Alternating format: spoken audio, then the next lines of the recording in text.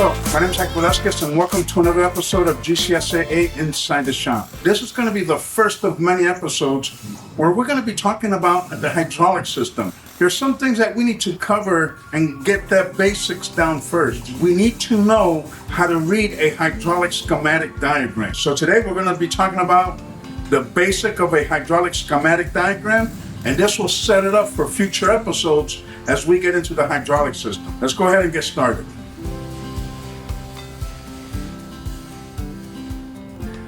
Okay, so here we have a schematic of a Groundsmaster 3280D traction unit. Try not to get overwhelmed with how much is on that page.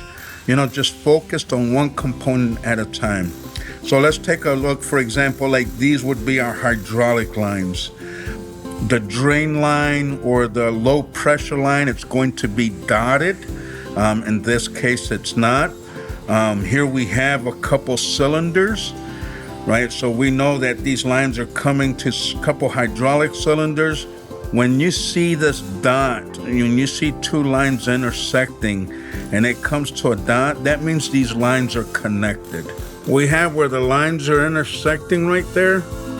They're not connected because you can see the one line has a hump over the other line. So that means while that line is intersecting this line, they're not connected because there's no dot there. Or if it's just a simple cross and it's not even a hump, if there's no dot, that means the line is not intersecting. This symbol is a check valve. Okay, we can see that same symbol here. When it doesn't have a spring, it's a non-return valve.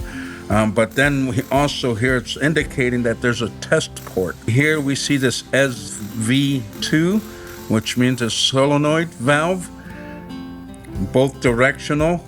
Indicated by these two arrows here. This is indicating that it's spring loaded.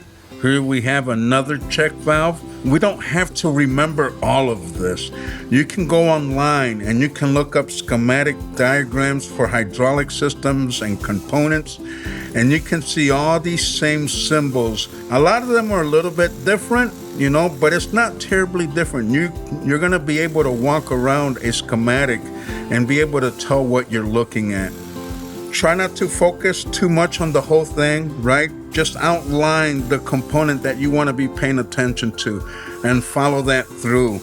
And as you walk your way down the hydraulic lines, or in this case, the lines here, you can see what components are coming up next. So as you're troubleshooting your system, you'll be able to know what components you need to be looking after as you go down the line, instead of being on the machine and focusing on that whole mess. That can get a little bit overwhelming. Well, as you can see, the hydraulic schematic diagram is not too much different from the electrical diagram. If you just break it down into the components that you're working on, it's pretty easy to read.